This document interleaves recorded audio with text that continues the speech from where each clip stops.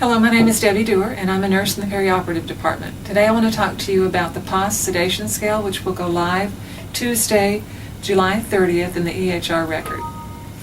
Just to show you a little bit about what we're going to be doing, the POS sedation scale is the opioid-induced sedation scale with interventions. I want to mention a little bit about what it is, and I'll show you here. We'll review it. S is a rating. Patient is asleep, easy to arouse.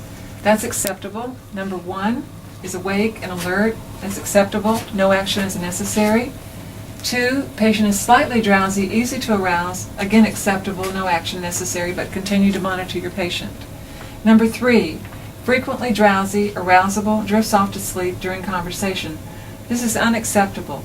Monitor the patient's respiratory status and sedation level closely until sedation level is stable, at least 3, respiratory status satisfactory, and decrease doses of your sedation medication or your narcotic by 25% to 50%.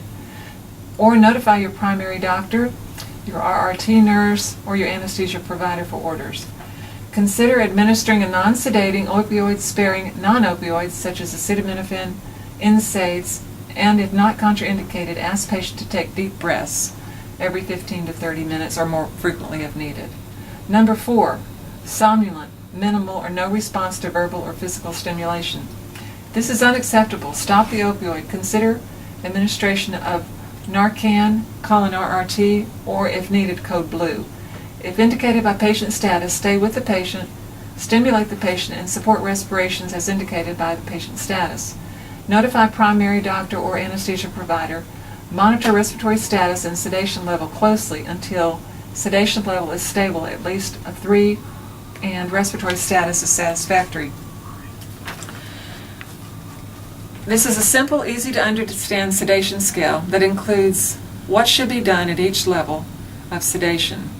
It's scored higher in ease of use, nursing confidence, and usefulness of information provided to make clinical decisions much easier for the nurse and protect the patient's safety. Kim is going to talk to you a little bit about the EHR record in live form. We're also going to be giving you a card. This will be in blue, and we're going to be handing those out to each nurse. And it has the sedation scale here that you'll have at your fingertips to reference. In addition to that, there'll be some additional information for you.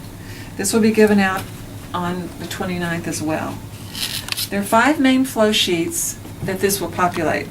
There'll be the shift assessment flow sheet, the shift assessment structured note, and this populates and flows out into other screens. The pre and post procedure flow sheet, vital signs flow sheet, and a critical care flow sheet. We're going to go to the electronic record now, and I'm going to kind of walk you through how you would use this.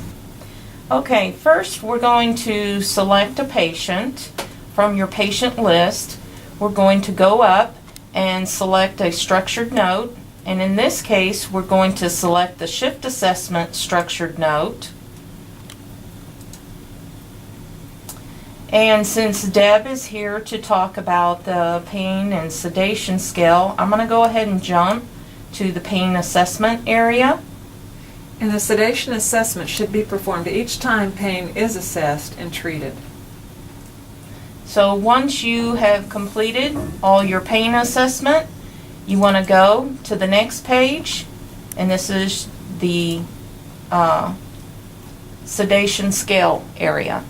And it's at this point you would reference your card or the sedation interventions on the POS.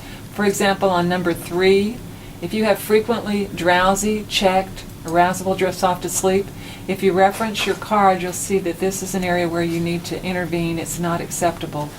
And there are some interventions mentioned on the card to refer to.